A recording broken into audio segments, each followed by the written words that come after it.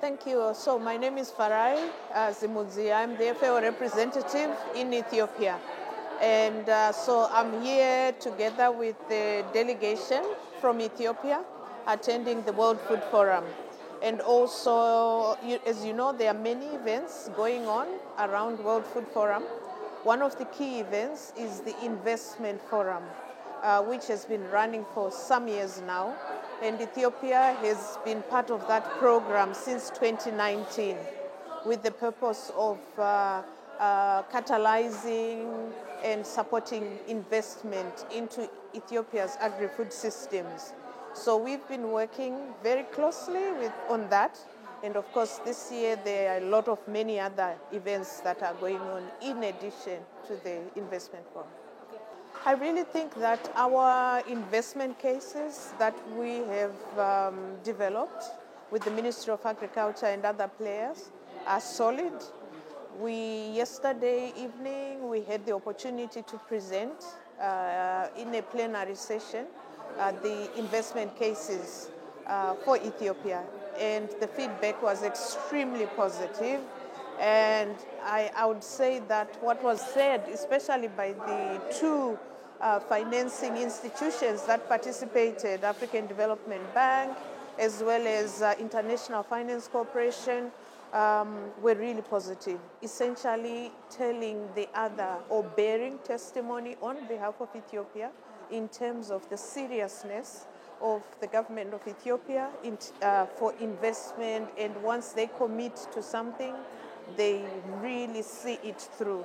So I believe this is an excellent testament, which was unsolicited, of course. Our state minister from the Ministry of Agriculture, Dr. Sophia, presented, and this testament came from people that were in the audience that have a very positive impression of how Ethiopia is committed to transforming food systems for the betterment of the economy and for its people. Now, we've been having a series of bilateral engagements with potential investors, and I think the appetite is extremely high. It's so high that we are having to filter and perhaps limit to the ones that are most appealing in terms of the investment cases that have been prepared. So yes, there's a lot of interest in Ethiopia as an investment destination. I believe Ethiopia has a lot going for it in terms of one, the environment. As I said, the government, personally, I have never seen a government that is so committed once they decide to do something, and we see it. We saw Ethiopia being awarded for many things. One of them is the Green Legacy Initiative, and prior to that, the Agricola Award, recognizing the efforts being made in transforming wheat production, for example, earlier. And even there are so many other awards that the country has received. So one, there is the right climate, the political will and commitment to transform agri-food systems. In addition to that, if you look at Ethiopia as a market, you have over 120 million people, the second highest population on the continent of Africa. So the internal market is big, but also the connectedness of Ethiopia by virtue of Ethiopian Airlines. This is the continental hub. So, there are people coming and going through Addis Ababa all the time. Ethiopian Airlines is virtually the African airline. So it goes practically to all corners of the continent. So I believe there is so much there in terms of the climate, the landscape, the potential for Ethiopia internally, but also within the African continent and beyond. So yes, we look forward to, at the end of it all, when the dust is settled, to take stock. What are the promising engagements that we need to follow up on? How do we make it all land and translate into concrete investments? I would also say that one of the things we need to revisit is having a second round of a national investment conference in Ethiopia, and be very targeted, focused, and selective in terms of our outreach. and who comes and participates, so that we really make it meaningful.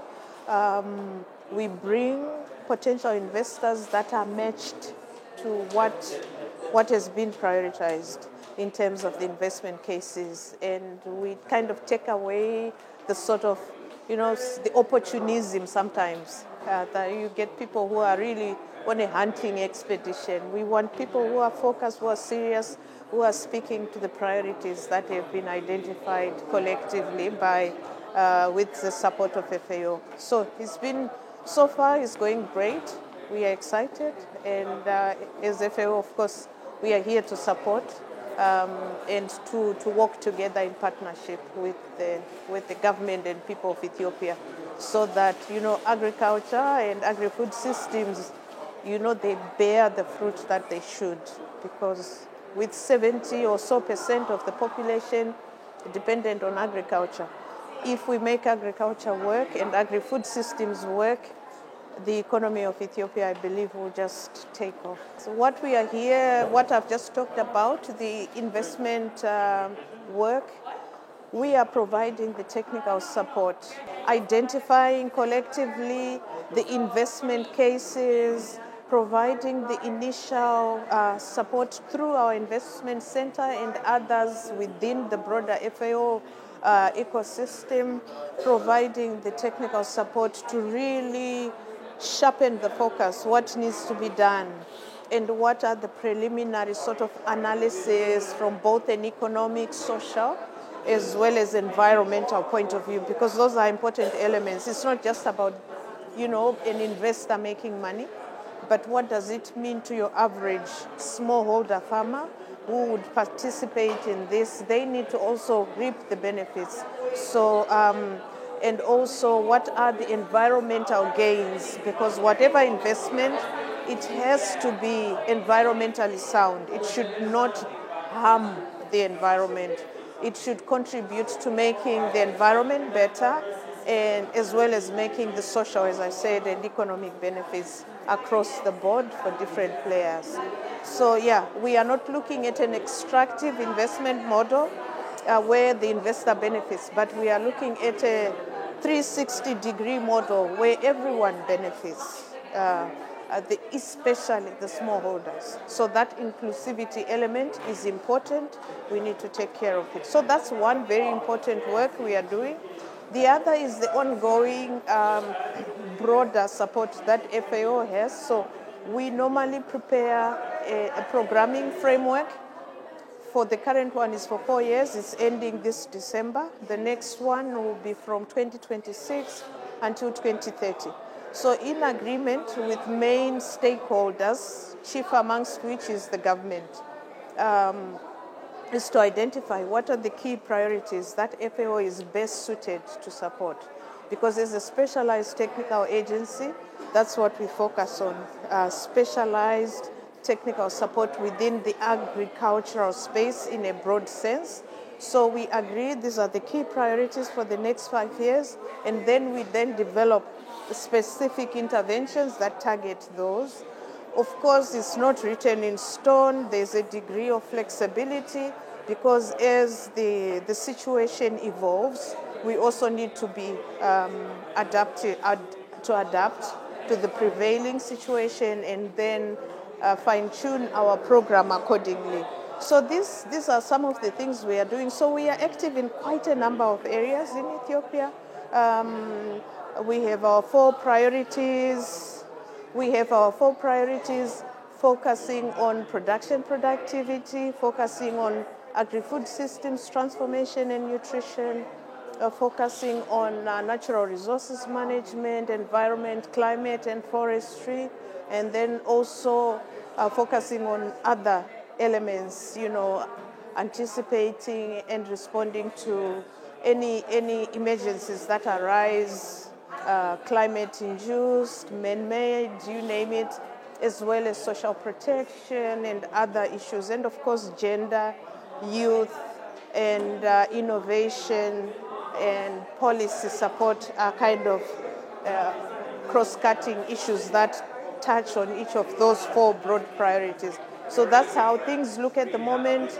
We are proud of many things that we are doing with Ethiopia. We would probably need the whole day to talk about that. But yes, so as a fellow, our commitment to working with Ethiopia has always been strong. Ethiopia is one of our oldest members of the organization. And yes, we've been together for a very long time, and we intend to stay together, working shoulder to shoulder with Ethiopia in terms of its agri-food system transformation.